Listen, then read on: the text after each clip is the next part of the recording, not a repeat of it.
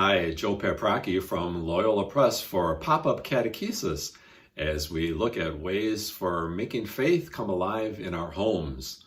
Today I'm going to encourage you to put together a prayer table. I'm sitting in my family room next to a prayer table that I've had put together here for a number of years. And it's very simple.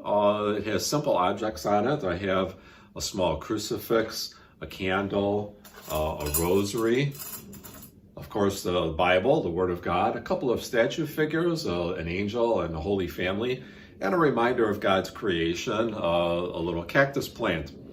And so I encourage you to work as a family to gather some sacred objects and to choose a place where you can bring the sacred into your home. It's a good reminder of just how near God is to us at all times.